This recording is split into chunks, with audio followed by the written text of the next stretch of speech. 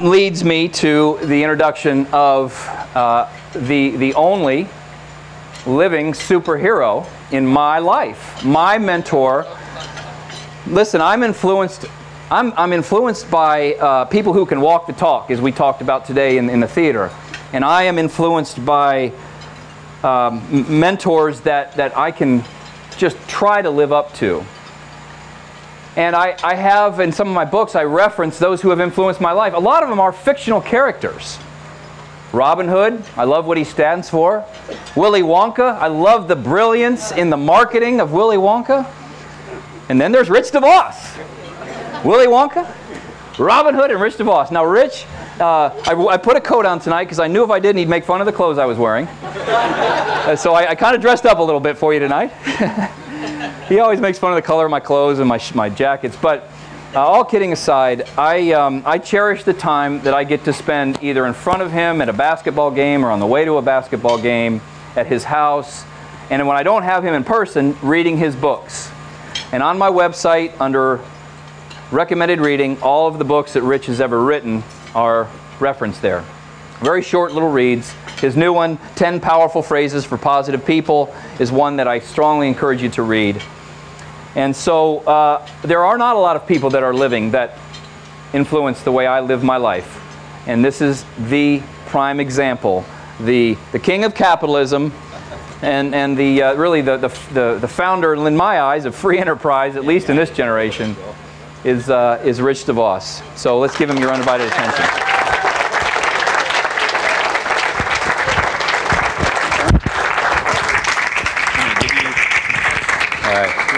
Put it in my pocket down here.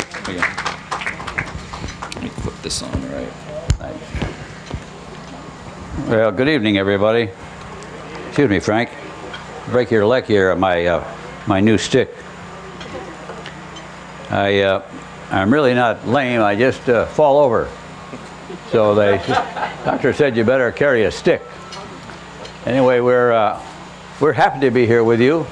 I just came down from Michigan yesterday, and so Frank asked if I'd be available to come on over and chat with you a little bit and try and at least listen, because you can talk to me and talk about things you're concerned about or interested in. Frank says you ought to talk about the economy and where we're going, and I wish I knew.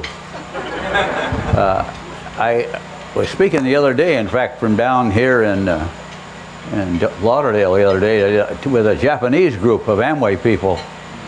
And the guy that introduced me said, why did you start Amway when times were so bad?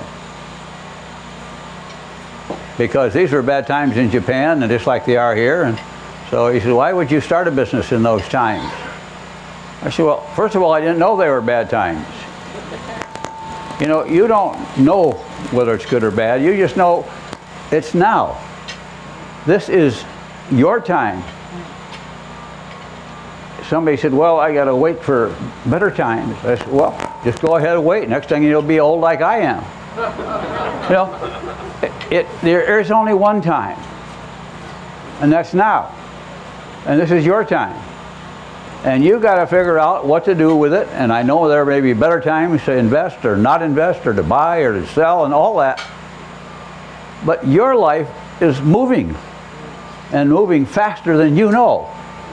And you'll wake up one day like I am and realize you can't hop, skip, and jump and run on the beach like you used to, or sail around the world like I once did, and you can't do a lot of things. But this is the only time I have. So I got to live it to the fullest and do all the things I can do and to enjoy life as God has given it to me. Now, time is really all you have. And so this is your moment to do with what you can with the circumstance that surround you. I am a Christian, so I live sometimes by a different time clock than maybe you do. See, I accept the fact that I am in God's hands. Now, this is not a theological argument with you. It's just a statement of what I believe and where I'm at. And so, it's important in life that you know where you're at with God, so that you can be knowing that you are as I believe, under His control, and His hands are upon me, and I got to do the best I can to live up to what He expects of me. Now that's what God has asked me to do. That doesn't make me perfect or better. I wish I was as good as Frank thinks I am, but see, I know what kind of a sinner I am. I know all the dumb things I've done, and I know all the bad things I've done. But I also know that God forgave me and lets me start each day with a clean bill of slate because of Christ who saved me. So that's just how you live your life. You may be an atheist, you may not believe any of it, that's okay. I respect you for what you believe. I'm just telling you, I live in that world. And therefore my remarks are kind of come from that world. And so I'll forgive you and you can forgive me if you like, that I offend you by that. But that's okay. I'm not offended by where you come from or what you do. Therefore, there is an awareness of this time that you're in and conditions that you're in and good times or bad times. We never really paid much attention to it. People say, how'd you get to be successful? And I say, well, I don't know, we just went to work every day. And some days we didn't do anything. Some days nothing happened, nothing moved forward. Some days a lot of things moved forward, but we just had to go every day and see what we could do and try and make our business go. When we started in our business life, we were a couple of guys who came out of the military. I had $700 and my partner threw in about $700. His father signed his note for a loan to buy one airplane, a little Piper Cub, and we were in the aviation business. Neither one of us knew how to fly. Everybody says, well, why would you go in that business? Well, we were both in the Air Force. We thought everybody's going to have an airplane after the war. There was such a powerful, positive feeling in our country after the war ended. You're all too young. You would have no sense of it. I don't know what war you're going to have to live through. You've lived through some already. Ours was a world war where the whole question of whether we would live and survive as a nation was at stake. And I pray you never lived through that kind of a war. When we went to the military, it wasn't that you had an option. You all went. Everybody went. You wanted to go. The people who were unhappy were the people who couldn't go in the service, because they knew that if we lost this war, Hitler would be here. Now, I came to realize that later on when we had a company in Germany, and the man we had hired to run our German company, and one day we were driving to go to a meeting, and he says, you know, he says, I was in Hitler's youth corps. Well, I said, oh. And he said, I was being brought up to be a commandante in cities like Grand Rapids, Michigan, where you live now. And that's what I was prepared for and being trained to do, was to take over that city. Now that just gives you some idea of how far down the line they were with their planning and what was going on in the world. So when you talk about good times, those are not very good times. But everybody pulled together and fought a war, and we won, and everybody was pretty excited. Today, the Amway company operates in all those markets that were once our warring enemies. One of our biggest and fastest growing markets today is Russia. Our largest market today is China, where we do in excess of almost $3.75 billion worth of business over there every year. We have millions of people involved. We have a big factory there, and I was known as a guy who talked about free enterprise. I'm a free enterprise guy. I talked about why free enterprise was better than communism or socialism or everything else in the world, and I can give you that speech anytime you like, because I've given it so many times. And I gave it at times when people were down and worried about the future of this country as well, after the war. And the speech was called Selling America. At that time, Cuba was knocking on our door with missiles. And the military was here in South Florida and preparing for an invasion from Cuba. Those were your times. These were times not too long ago. And so the need for all of us to accept the times we're in and deal with them are vital for us. There are plenty of people who want to do us down, and they're sometimes right here at home, because they don't stand up for the things of freedom and free enterprise and capitalism that we think are vital for our success. It was and is my conviction that the wealth of our nation is because God chose to bless us. But when America was formed, when our founding fathers set us up, they set us up against the King of England, who had said, the government will decide what taxes you pay. We will just decide what we're going to take from you. And George Washington said, no, we're going to have a say. And so George Washington became the father of our country. He was the greatest thing about George Washington was that he not only fought the war, he was the first president, but he did, I think, 2 terms, and then he quit, and he said, well, I go home. I'm going back to my farm. Now, we do it now, but we say your term is up, and you got to go out.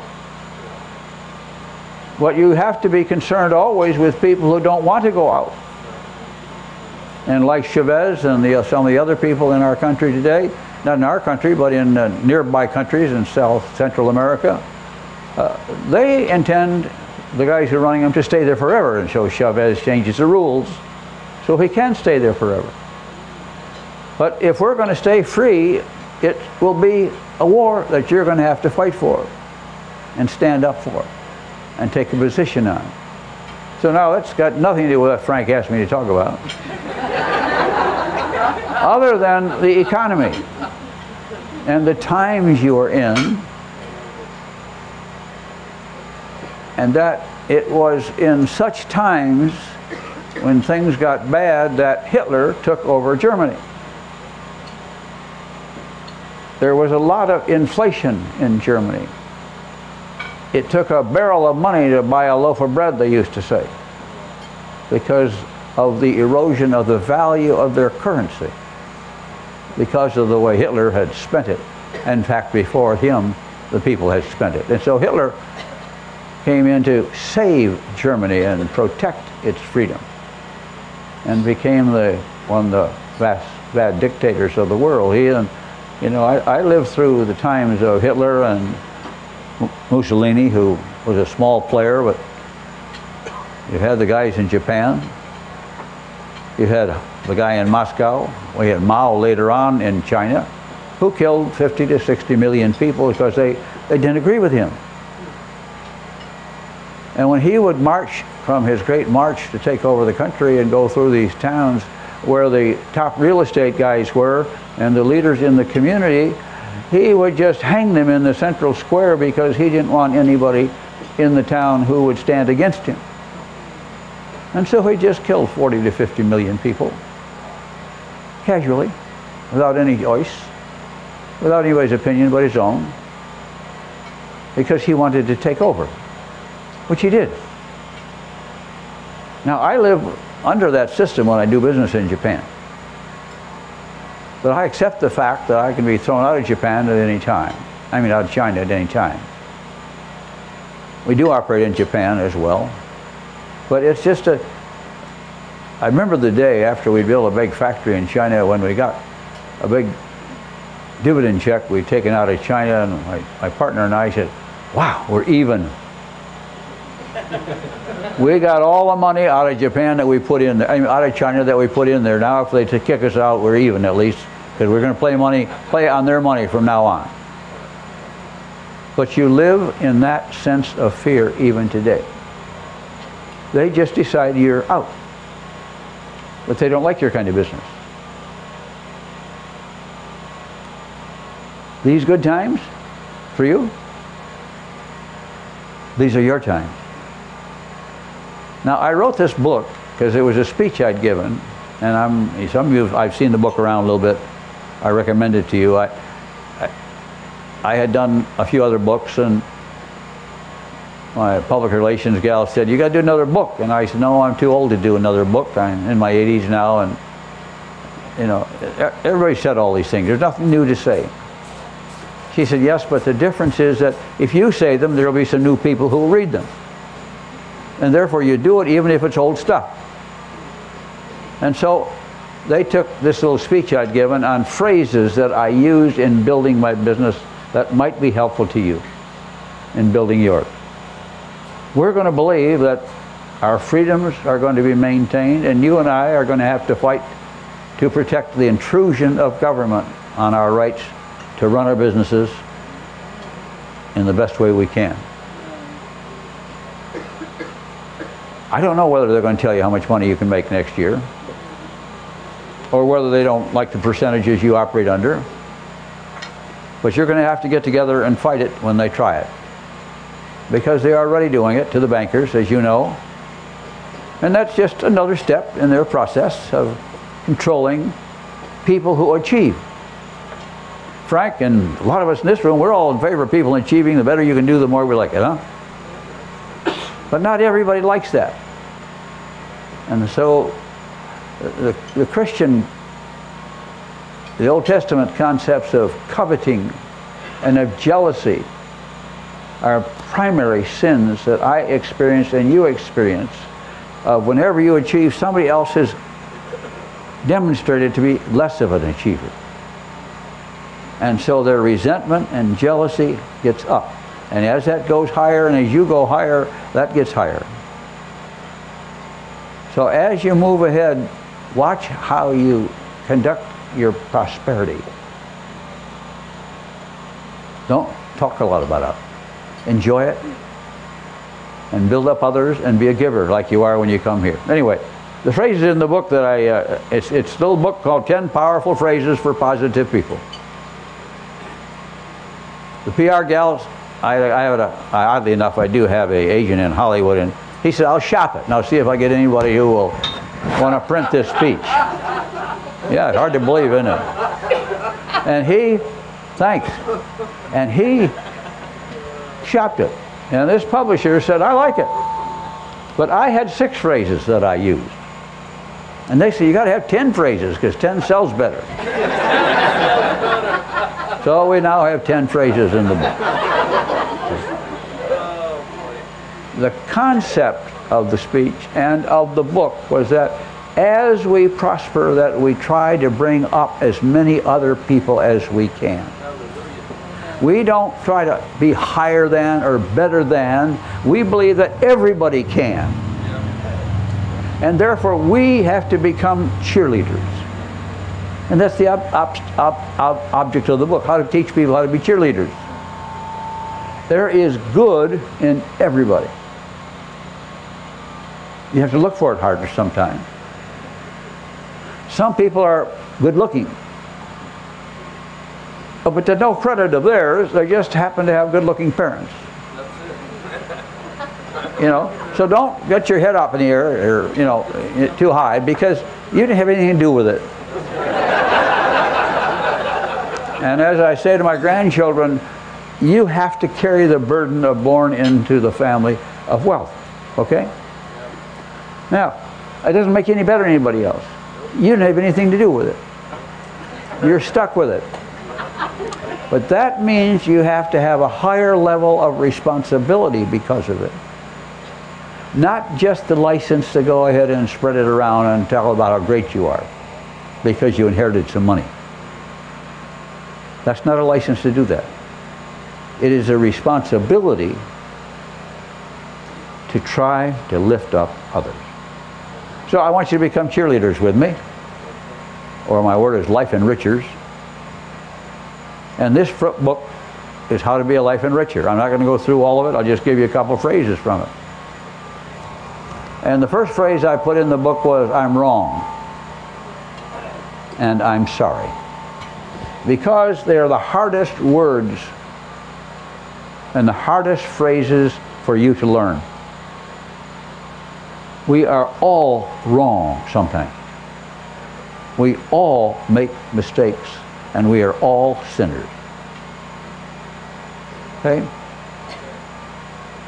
You got to get that through your head, because otherwise you think you are just better than they. You're not any better than they are. You've learned some things, you've applied yourself, and you work harder. But there are a lot of people in life who've worked hard, and it never fell together for them. They went to work every day, and they did what they were asked to do, but they never were able to move beyond that. I don't have the reasons for that. God in His great wisdom determines that. You are where you are because God chose to bless you as He has chosen to bless me. So I have nothing to get cocky about. So I want to just do what I can to encourage others to do all they can with what they have, and you can do with phrases. So first of all, learn to say I'm wrong. And I attach it to the second phrase, which is I'm sorry. They just go together. I had a doctor come up to me the other day, and he said, I had an associate of mine that I had a bitter disagreement with 10 years ago. And he wrote me a Christmas card. And on it he had that he was wrong and he was sorry. He said he had read my book and he realized he had to let me know. Well, he said, I immediately called him, we went to dinner, but for 10 years we hadn't spoken. All because somebody couldn't say, I was wrong and I'm sorry. Now this is a simple phrase, isn't it? But he couldn't say it for 10 years. I remember one time my wife was going to get cataract surgery, and I said, well, you can go in it. In those days, it was a newer operation, and they can go in the night before and get prepared for it, and then do it, and stay overnight if you like. And she decided she was going to stay in, go in the night before, and I said, oh, you don't have to do that. You got to pay for another night's place in there, and you can just go on in and get it done and get out of there. And I said, well, I'm going to watch the operation. So I talked to the doctor, and he said, yeah, you can watch. So I sat at the end of the magnifying glass, and I watched the operation, and the tension and the anxiety that were going on was beyond me. To see the magic of cutting inside an eye, removing a lens, quietly inserting another, vacuuming it out so there's no junk left in there. There is a little vacuum cleaner they use for that, to clean out the inside of the eyeball. Sew it back up. And I got back up to the hospital room where my wife was now, and I said to her, Helen, I'm sorry. I really didn't have any idea the anxiety that was going to go in your mind and you had to go through to get this done. And she said, I don't think I've ever heard you say that before. And I couldn't remember ever having apologized, despite all the dumb things I'd done. The book will tell you some more illustrations about it. I'm wrong, and I'm sorry. My youngest son came home late one night, later than he was supposed to. He was on a 12 o'clock curfew, and I was up and waiting. 1 o'clock came, and later, and by this time you've got him in the hospital, you're ready to call the police, you're pretty mad, and you've got your speech all ready for him, and he had listened to this talk, and having heard me a few times, he walks to the door and says, hi, Dad, I'm wrong and I'm sorry.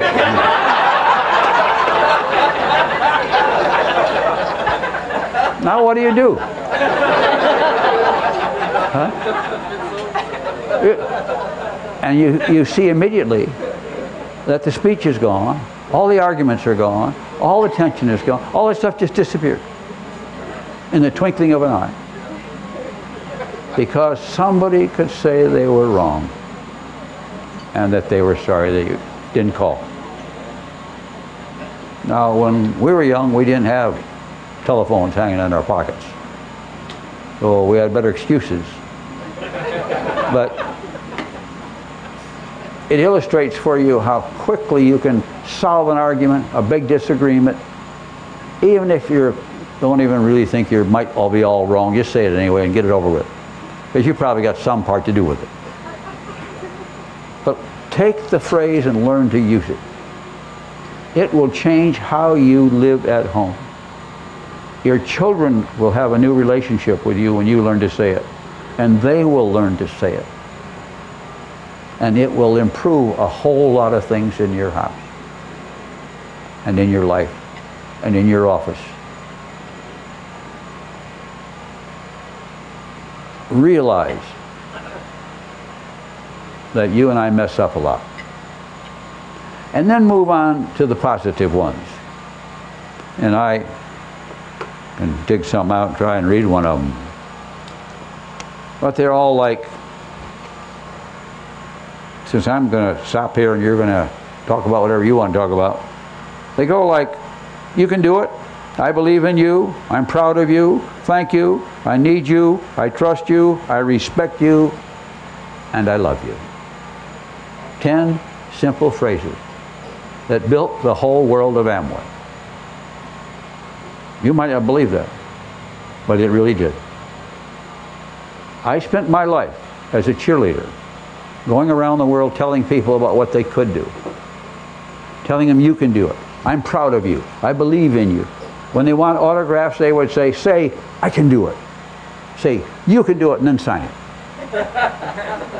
They just wanted it in writing from me, that reassurance that we all need all the time.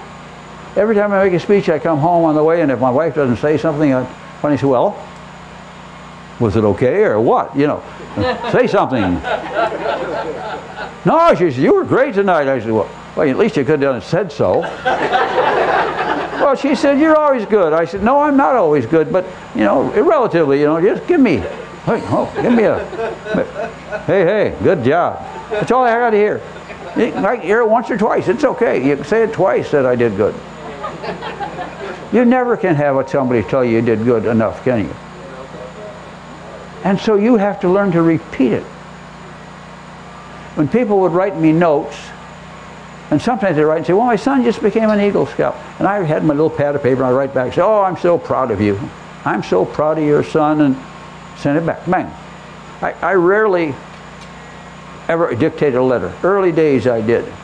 In fact, when the company was little and you had to communicate a lot and I dictate letters, and one night I got home after being in the office and dictating letters and said, Lord, we thank you for this food. Amen. Period. New paragraph. You know. But I'm proud of you. So I signed, I'm proud of you. And they would stop to me years later and say, I still have it hanging on my refrigerator. Because they hear it so seldom. For a while I started a campaign. In fact, I still do it. My secretaries do it. We read the paper every day and we pick out the stories of people who are doing good things in their community. And so we send them a book, a little letter in it, congratulating them for their achievements, the things they've done, and off we go. I meet those people on the streets of my hometowns where I am. They say, I got one of your books. And I say, oh, you got the letter, then you must have done something great. Tell me about it.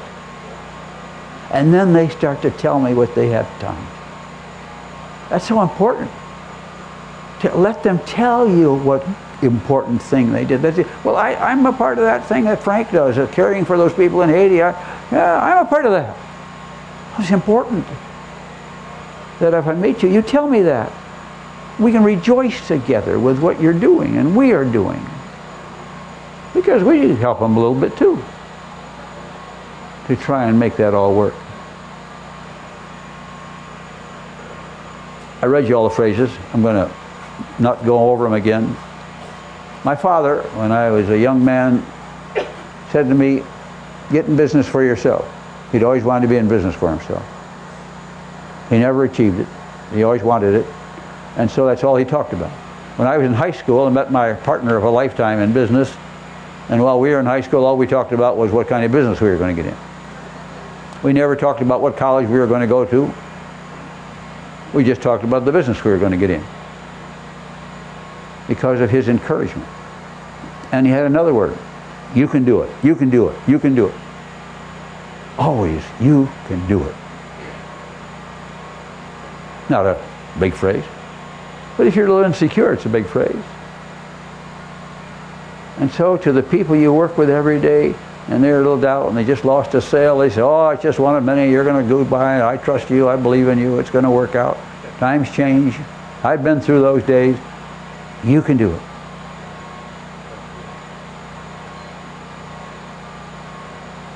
And with all the millions of people we involved with in the Amway business, that's how we built it.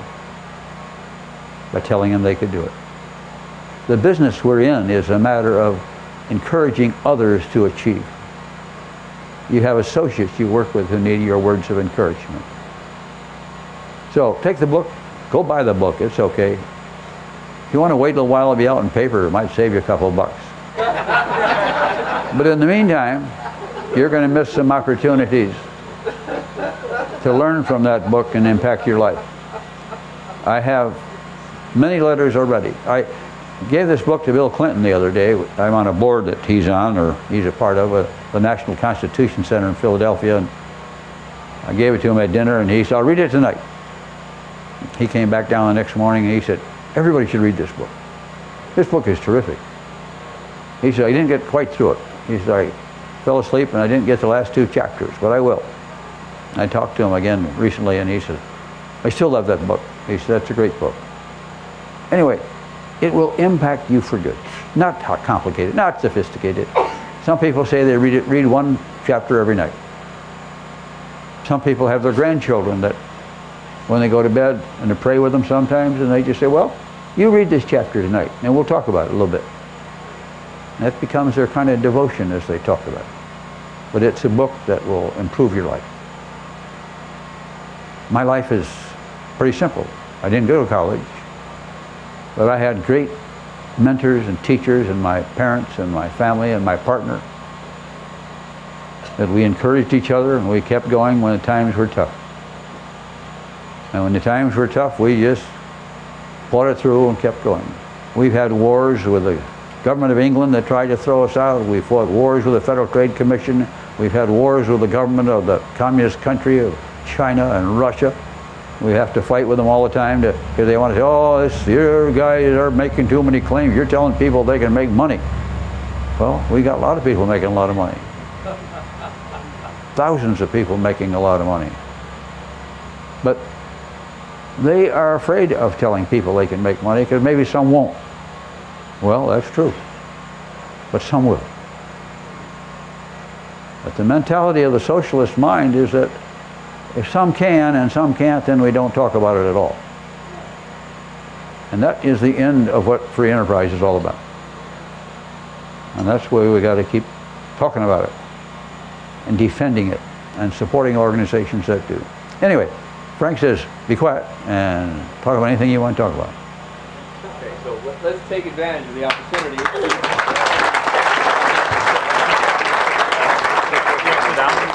To take questions? I don't care. No, I'll stand here for a little bit. We're okay. I'm in the grass here. We're in the weeds. This is your chance to ask whatever's on your mind of this brilliant mind. Yeah.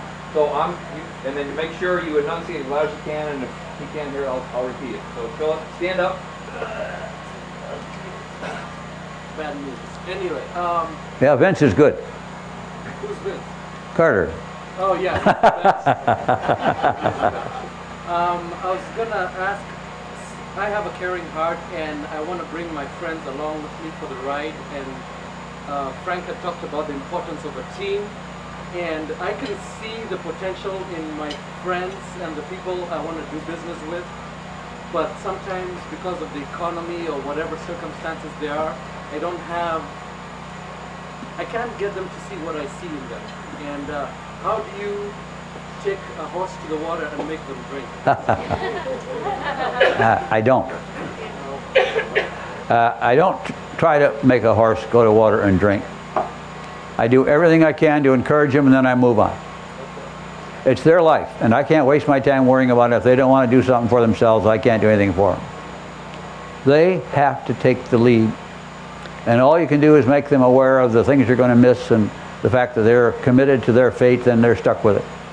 But that they don't have to be there, that no matter what, you're going to be their friend. That your relationship will go on. You're not going to bug them anymore. But when they get ready, you're here to help them. But I'm not going to make a fool of me or of you. These are decisions you have to make in your life. And sometimes it's just better you leave it there. It's sort of like trying to push your religion on other people. Tell them what you believe. And say, I hope you would come to know it because of the peace and comfort it gives you. And then leave it. They have got to come back with you, that the Lord will touch their heart to make them want to move. And so I'm not a master of other people's lives. I'm only an encourager. They are in charge. And sometimes for some people, they're in the right place for where they are and for who they are. And I just go on loving them and be with them, whether they're relatives or friends. And we have a potluck group that Helen and I have been with ever since these are a bunch of girls she knew when they were in grade school. Some of them do well, some of them, their family, their husbands never done real well or whatever, but it doesn't matter. We all have potluck dinners, and sometimes we all bring something and we eat them and enjoy each other's company, and when we can help them, we have to, and we do, and that's okay. You know, the Lord puts us in here to do different things. I got a lot of people who are ministers and preachers, and you know, I'd like to have them do better in their churches, but they are who they are, and no matter how much encouragement I give them, they can't seem to do the things I think you need to do to get ahead. And so the Lord's got His hand on them just as He has on me. So you and I got to be encouragers, but we got to be respecters at the same time. So move on with your life. Move on. So what do you do with the feelings of connect, make you see what I see? What do I do with them? Yeah. I just go on loving them and help them when I can. And when they want my help, then it's time for them to ask. I'm not going to bug them anymore, because that becomes a problem for them. You and I are not in charge of their life; they are. And you know, you and I are bringing in people into our businesses, and they go ahead, or they do a little, or they don't do anything, or they never go out and make a call, and you know, they don't even do the first thing to get ahead. They won't even read a book you give them. Well, go on loving them, but move on. Pass it on. Move it on. Pass it on. It's just, life is too short to sit and argue with them. One over here, Rick. Yes. Gary. As the leader of your company, what was one of your greatest challenges that you had to overcome, and how did you do it? The greatest challenges we've had to fight in our business are, we were accused of fraud at one time by the Canadian government. We didn't think we'd done anything wrong. We had been dealing that way with them for 17 years. They'd audited our books for 17 years, and they always said it was fine. And then we got a new government in there, a socialist government in the Canadian government at that time. Trudeau was his name. And he didn't like us because we were capitalists, and we talked about it. And we extolled the virtues of it. And so he found out that the way we paid it was all to do with taxes that are paid on transfer taxes from one country to another. And we owned the company in both countries, and so we would transfer it at what we did in every other country in the world. But in their little fine print, they had a little deal that if you owned both companies, then you didn't pay that kind of tax. You had to pay a tax after you paid all your employees, and after you paid your distributors. That was the transfer price, like 3 or 4 times, you know. Well, it was so obviously unfair and wrong that we felt we were doing it right, and we were consistent with it, and the people in that we had talked to said it was okay, the way we did it. But he got mad at us, and so they filed his charges against us, and they wanted to put us in jail, and those were exciting days. And you know, finally we found one of our associates who said, I'm going to go work on it. This is no longer a legal problem, it's a political problem. And he says, if you can avoid it, don't ever get into a pissing contest with the government. So that's probably a good idea. And stay away. Next question. If you want to ask, go ahead and stand up. Mr. DeVos, I've read your books, and I've always been seen you as a great mentor as a business in the business world and also as a personal life. And you've made a large impact in my life and how I see what I can do in my life. But what really impacted is your thoughts on free enterprise, and I hold them very true. What do you think this country needs today to do to get out of where we're at to further the development of free enterprise and bring this country out of where it's at?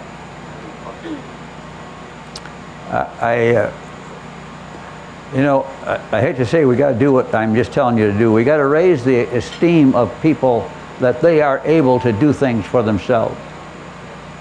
The culture we are being taught today is that we are hopeless and stupid and unable to take care of ourselves.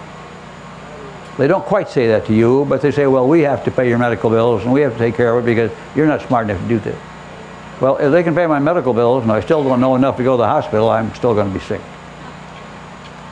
I finally am responsible for my conduct and what I eat and whether I exercise and all the other things that I have to do. This country became great because the people of America said, I can do that. And so I was trying to think of the illustration I had. I used to use it all the time. Is that in this country, and the founding fathers said we knew that we were sinners, okay? None of us was perfect. So therefore, don't trust the bastards. Now that's pretty blunt the way he said it. I just repeat now. But because what he's saying is the guys that head government are no smarter than you are. They're sinners just like you are. You see, don't go on believing that any one group has more brains than all the rest of us. That's where the fallacy begins. You get an elitism going, where there's a certain group of people that think they are better and wiser than the rest of us. And then they can take care of all of us. But every one of those systems ends up in dictatorships and failure. And the people do not prosper. The individuals in that government prosper. They just found a different way for them to get rich by taking your money. So what it takes is rebuilding the confidence of the people that they don't fall for that line. And that's the story you're being fed today, that you're not smart enough. But the American founding fathers said we are. Anybody can have a better idea. And during that whole period of development of this country, all the creativity in the world came out of America, because we rewarded people for better ideas. Today we almost punish people for better ideas. If you do too good, we're going to tax you excessively. When I started in business, they took 70% on the federal level of our taxes. State took 5%, so they took 3 out of every $4 we made. We still did business and went along, just raised our prices. So they were the ones who paid the bill. But it was hard to make any money. But that was just a concept that we do not want to reward achievement. We do not want to award doctors who spend 8 years in college or 4 years in undergrad and 4 years in grad, and 2 years in interning and 4 more years in specialty, and they're $250,000 in debt, but damn them if they get too much money. I think we underpay most of our doctors, considering the price they paid to get there, the debt they came with to practice what they do. But you would think they were evil people instead of achieving people at the highest level. So you got to watch and fight against this concept that we do not want to reward achievement.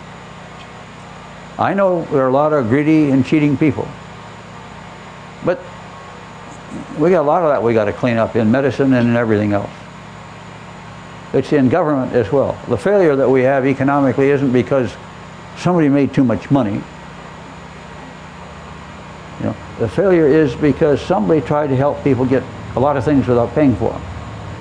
And that started at the government level, that we're going to give these things to you. And so it starts to a great extent with the government, not with the bankers You know, you've got to remember where to point the fingers here a little bit. But we're all a little greedy. So we're all sinners. And so we have to find ways to compensate and adjust and take care of that as best we can. But don't entrust any one group of people to make decisions for your life. But that means we've got to build up the confidence of the others. And I have got, you know, we've had millions and millions of people in our Amway business. Most of them didn't do it. They didn't succeed at it. Most of them didn't work at it either. But that's neither here nor there. Almost all of them, as I meet them around the world, say, no, I didn't do anything with Amway, but I learned something there that set me up for the rest of my life in how to do things and accomplish things. So a lot of times the people that you are seeing and working with may never carry through with you. But the things you change with in their lives carry them to advance in other things they do in their life. So I meet people like that every day. I said, I'm a better person because I was in Amway. Well, that's good. If all the people who failed in Amway had a good experience and have improved their lives and who they are, then I've done a good job, even though they aren't with me. That's my responsibility, to make sure if they work with me, when they leave, they at least have had a good experience that advances them down the road. You know, I was just thinking of the other question. Sometimes, you know, people aren't going to do it just because you're in it. You are the hindrance. You don't mean to be, but they are too close to you sometimes. And they'll get away from you and go into something else and do good. But they might be thinking about you all the time. I don't have any answers for that, but that's my two-bit theory on it. Mr. DeVos, in building up your business, as you started growing, you needed to depend on key people to help you grow. How did you discern the right people to bring on board? Well, as soon as you say that, I think of the one I made mistakes on, hiring. Now that's wrong, because that's not answering your question. The biggest mistakes we made in that regard were not getting rid of those so-called good people when they weren't living up to what we had hoped to have them do. The fear of firing them, partly because they're friends. If they weren't friends when you hired them, they're friends now, and you've been with them for years in your business, and then you just can't fire them. You're too good friend of them now. At a time of when Amway was in trouble and business was bad and down, and we were fighting this Canadian thing, and we hired a new guy who knew how to run a business. He helped us solve the other problem. And I said to him one day, "You think you can run a business?" He said, "Oh, probably." He had run a few of them. So he went gave him an office, and next thing I know, he had white paper all over the walls, and he had diagrams of all the management and staff. He said, "Well, we'll get started here. This whole layer we'll get rid of." He says, "If they were any good, they wouldn't let this happen to you." So he got rid of the top five guys. Well, these are all good friends of ours by this time. They've been with us for 20 years, you know. He said, "We'll just clean that out." He said, "I think we can take care of the next layer too." I mean, he did what we had not the guts to do, which was make the best decisions you can on hiring people, screen them carefully. We had how I did it was we had a consultant, and he would sit down with a person for a day or two and just talk to them about their life, not necessarily their qualifications or anything, but tell me about your life. And he would trace their life from every step. When he said, "There's a little gap in here of a year. What happened in that year?" That year kind of got slid by, and "Oh, well, I had a little problem over here." And so, "Oh, okay. Well, that's all right." But see, he did the kind of in-depth that when you're running a business and working to make the business pay money and make some money, you don't have time to do that. So don't be afraid to get somebody to help you a little bit. And maybe you hire somebody temporarily, maybe you bring on an employment agency, but somebody who will do the careful screening you need. If you're going to trust somebody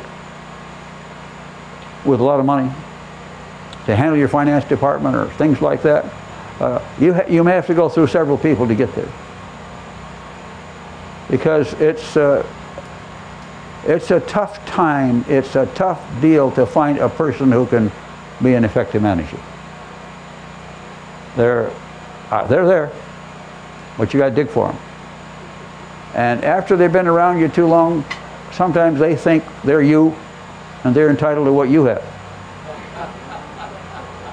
Now, I've had friends like that, and I had a guy who sold me my boats for a while, and pretty soon he thought because he was dealing with people who had big boats that he ought to live like the people who had big boats, and pretty soon you'd have to bail him out of jail because he was misappropriating funds.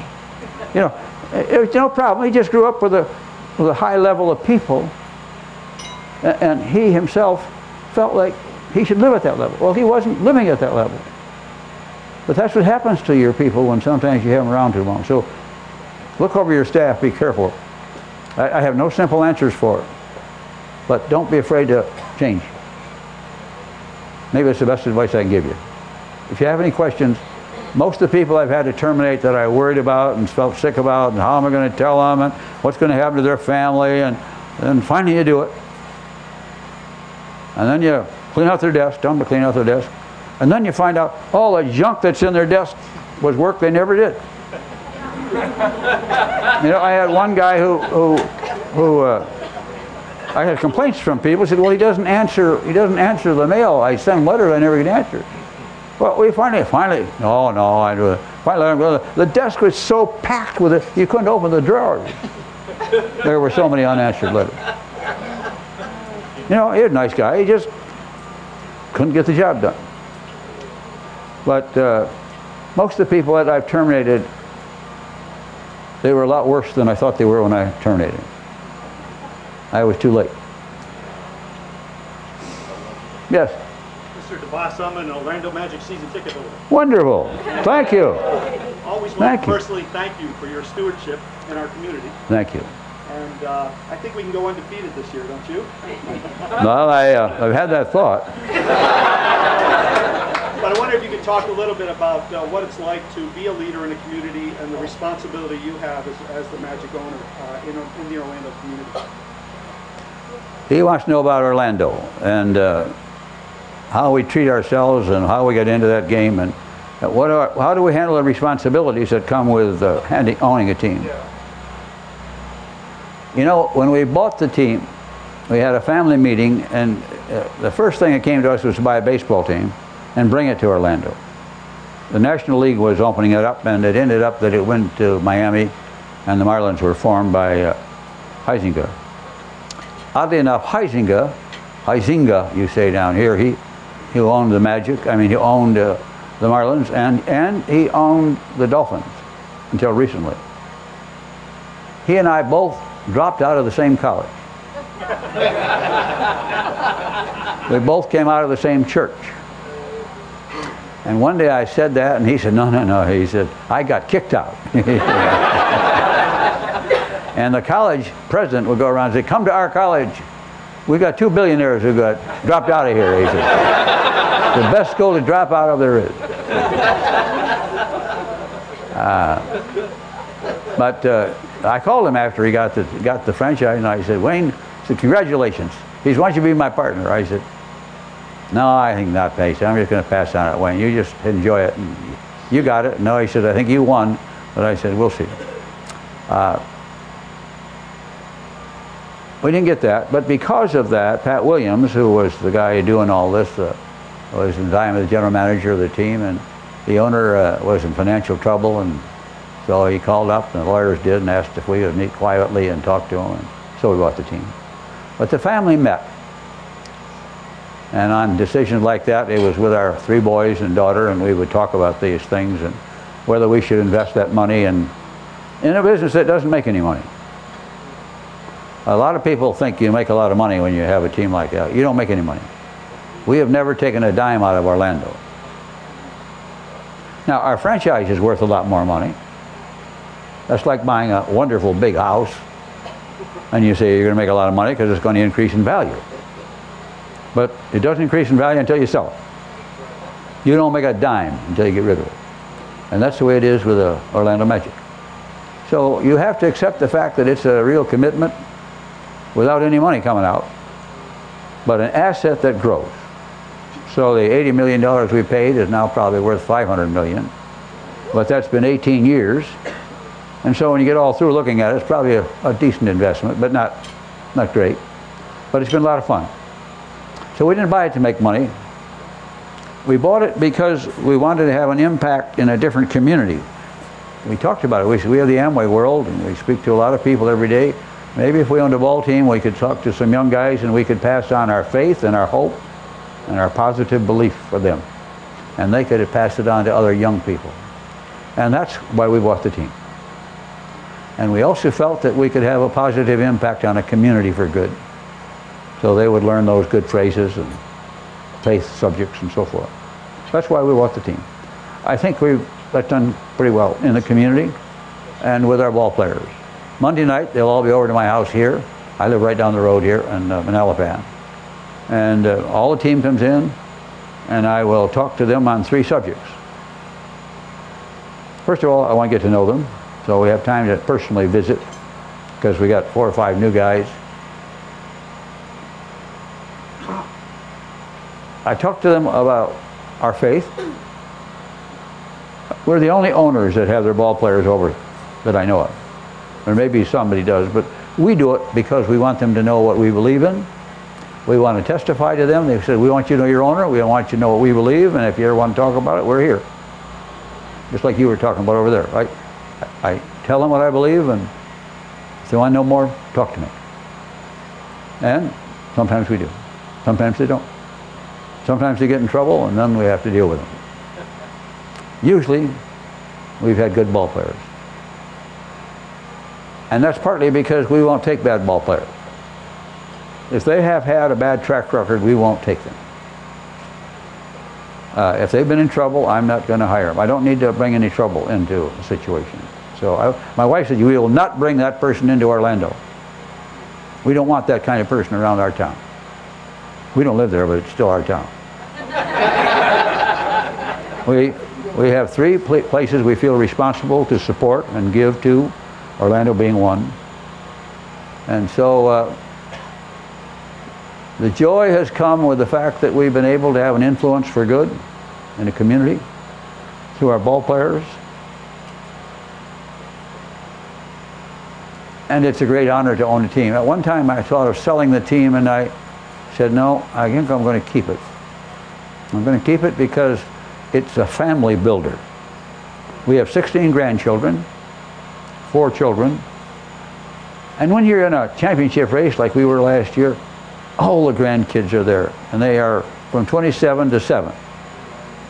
But every game we played at home, all the kids were there, all flying in. We'd have at least 4 or 5 of our airplanes all arrived to bring the family in to be with the team. So holding a family together to teach them these values, try to hold up to their values, and we have family meetings, council meetings as we call them, with our grandchildren, at least high school age, to teach them their responsibilities. They are in a wealth family, but they've got to be responsible and be a giver. And so the team holds us in place to try and help us be a better and a more responsible family as the years to go. So that's why we have a team, and that's the joy of it. And it's fun. We got time for one more. Who's going to get the last lucky question in? All right, we got 2 more. Good. Okay. We'll let the lady go first. Thank you. Hi, Mr. DeVos. Hi. You've talked about family quite a bit, and your wife quite a bit, and your grandchildren. I was wondering if you could talk about the importance of the relationship with your wife, the relationship with your family, and how that's integrated into your business, and really how the 2 have married. And what? How the 2 have married, your business and your family life. Well, Helen and I have been married 56 years. So I'll tell you the secret to doing that. Live long enough. You know, there are a lot of marriages would survive if they lived longer, you know. It isn't always because we were so good or everything worked so perfectly.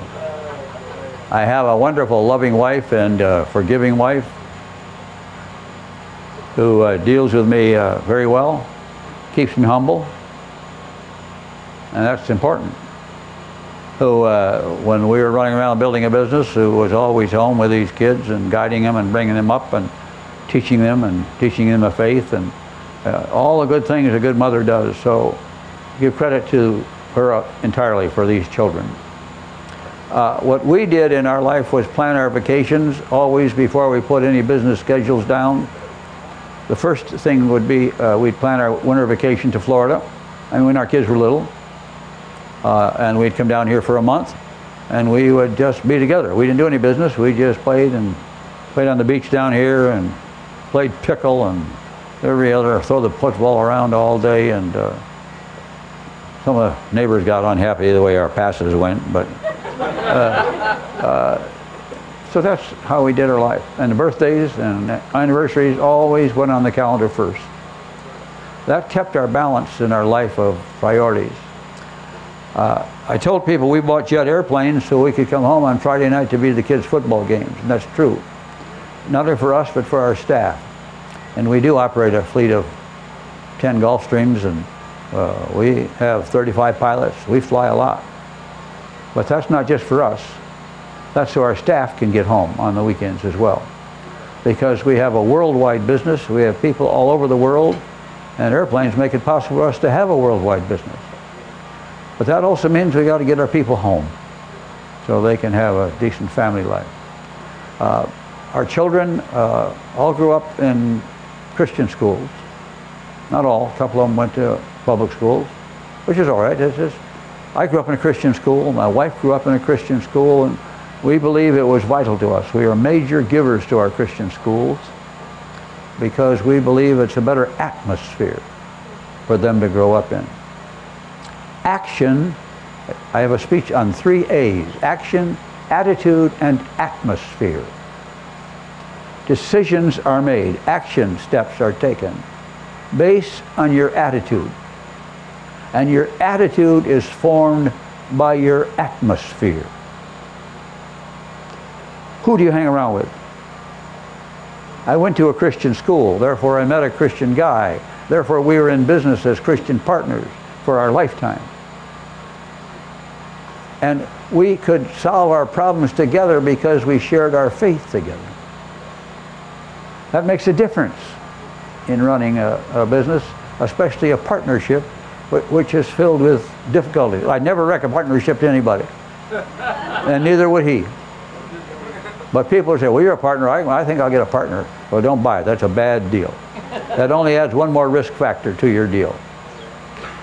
That doesn't mean you don't need a partner. You need a partner to talk to and visit with and keep you on track and tell you when you're stupid and when your speech was bad, as well as when it was good. And she would do that too. She'd sit in the front row, and usually she'd go, and that's what Frank is doing now, I think. Knock it off. Anyway. I'll let you go. We got one more. Yeah, okay. I promise with this man. Rich, I just want to speak for, on behalf of, I'm a second generation MYRBO actually right now. Wonderful. And I want to speak, we actually have a few others on the table we found out. Thank you. You've made such an impact on my family. My family's been full-time in the Amway business for almost 40 years. Really? And that's one of the businesses now I'm building because of the principles that we were raised around. Because of the Christian principles through my church now, I attend Willow Creek Community Church, Sure. And my business partner today in a traditional business came because of that business as well. There's 2 questions I guess I have to ask for you. Number one is, I guess maybe it's kind of in that vein, what do you think for chapter 2 for the next 50 years? Will people like ourselves in our generation, what can we learn from the past to kind of bring that in this new model, this new business, this new world that meets the principles that built your company and our opportunity today? What do we need to bring out to the world so they can hear it through a new set of eyes and ears? And the second question is more of a selfish one is, are you willing to give the Selling America speech again? Because this world needs to hear it, let alone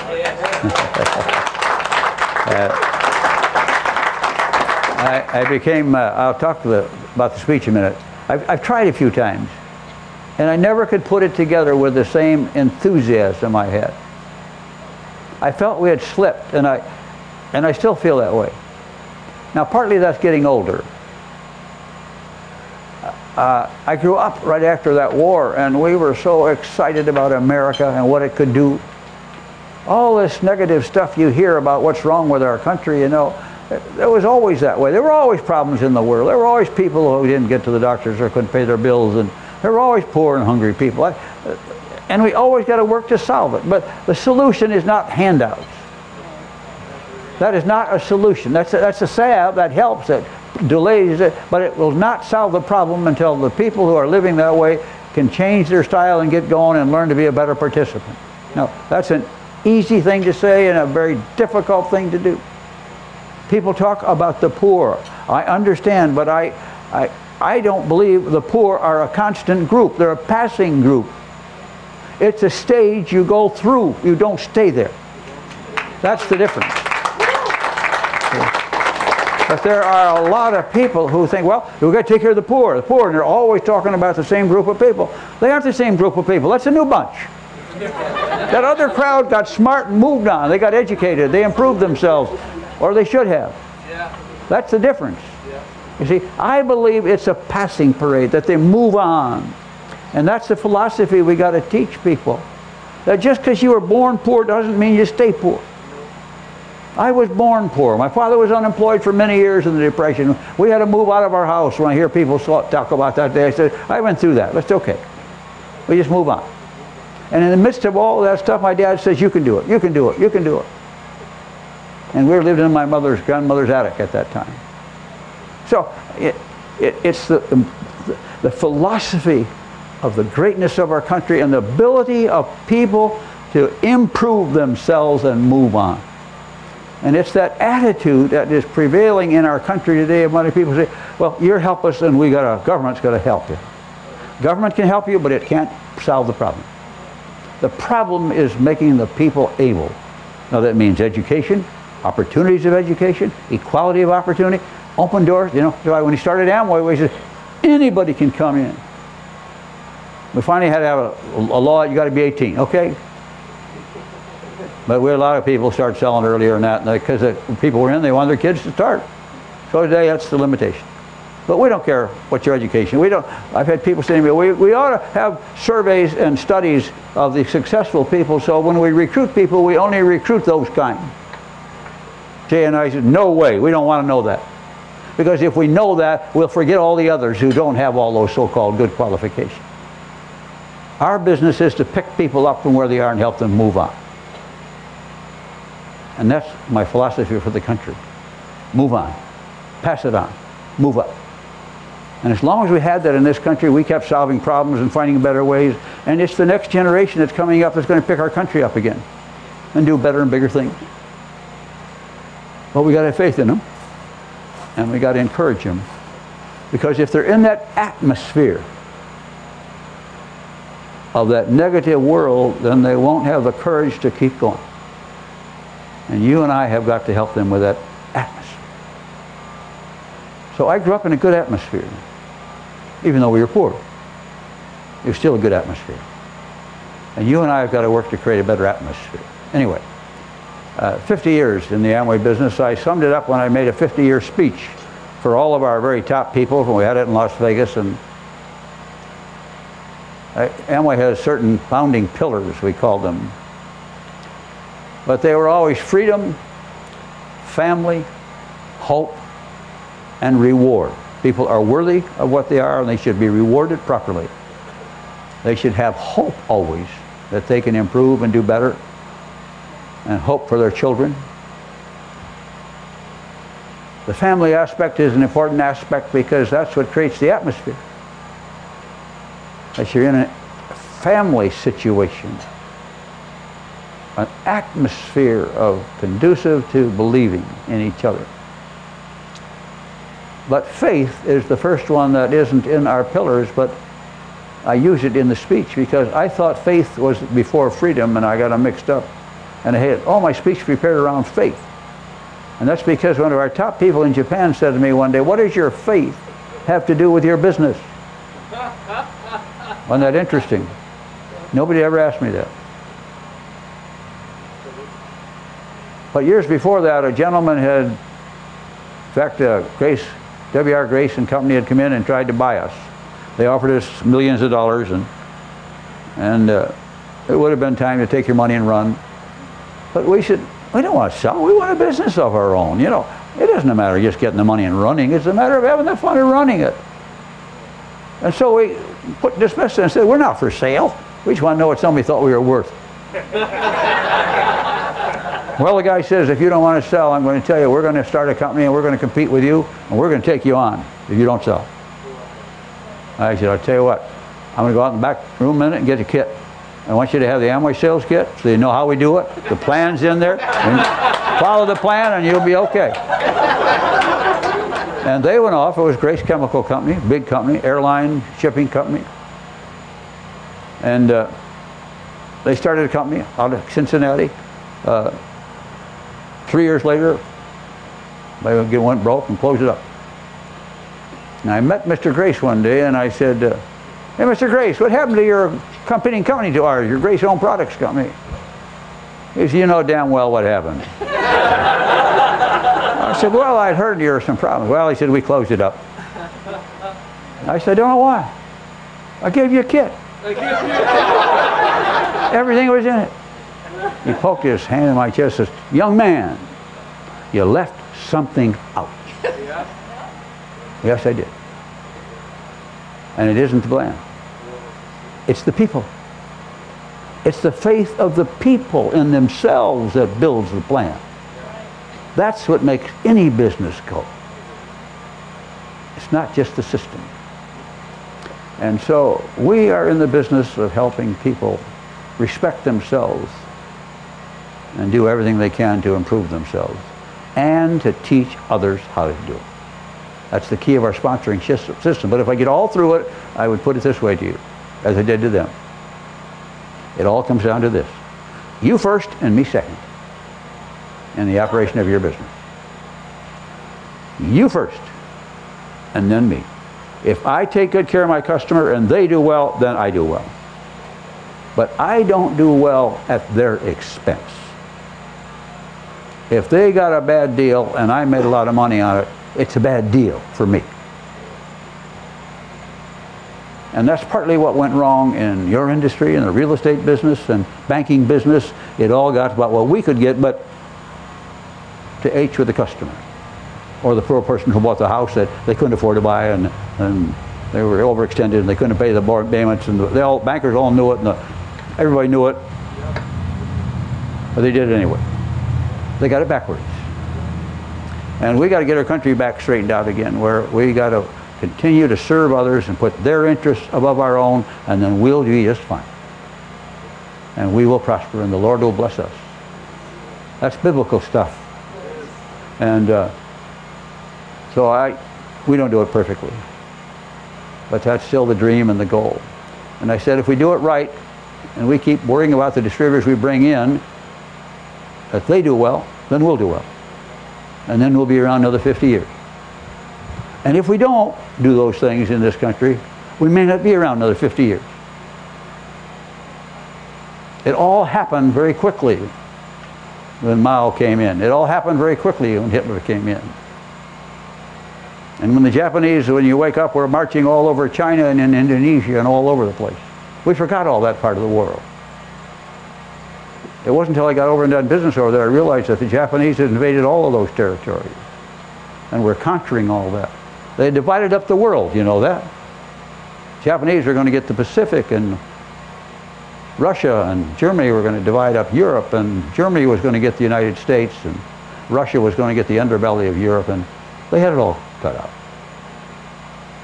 And they were underway doing just that, militarily and otherwise. And we have people in this continent and around us close that think that that's the way they ought to do it. You can see it in, I think it's Honduras, where they want to change the law so the guy can stay in power forever. Right. You see it with Chavez, right around the corner in Venezuela. You know, these are things that are occurring in your lifetime, right in your backyard. And sometimes our country seems indifferent to them. But if we didn't have some strong presidents like Kennedy at the time of when Russia was playing Tootsie with Cuba, that they weren't exactly on our doorstep 50 years ago. And that's why when we started Amway, we called it Amway. And that's why we started preaching and talking about the American way and about free enterprise, and that this company was going to fight for it and stand up for it. And that's why my first speech was about the greatness of America and how much better it was in those societies that did not have freedom, nor the right to speak, nor the right to worship. There's still only one television channel in Russia that allows religion, and that's Bob Schuler's network. He got that on there years ago. But there are no others, even now. So you're in a war that is adverse to what we stand for because of the need for power. All you got to do is look at all of Africa.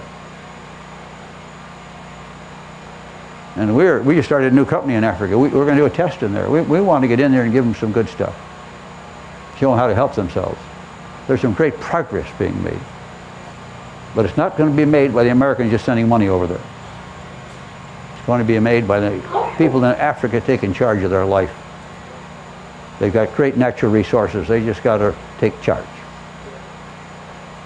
And they are living with some very bad historical leadership. That whenever there's any prosperity made or any oil found, it doesn't seem to end up in the country improving. It all disappears. And that can happen here just as well. So join me in our great war to protect our country. It's the best in the world. It's the most prosperous in the world, and it's the only system we know of in the world that has made individual people more prosperous and successful. I don't know of any other system that does it, but we have to fight to protect it. So we have good cheer. We're here. We can do it. We're standing up for it. We're waking up to it. But a lot of you didn't live through a war, and that all has slid by us. But it is still near us. But we are still able to change it. We still have free elections. And we have the right to choose people. It's not a put down to Obama or anybody. It's just, this is a country built on that in and out. We move in and out of that phasing all the time. It's always because we want to help the poor people. I mean, it's well-intentioned. But it ends up in taking from those who do produce and giving it to others as if that will make them better. It will not make them better until they take charge of their lives. That's our big duty.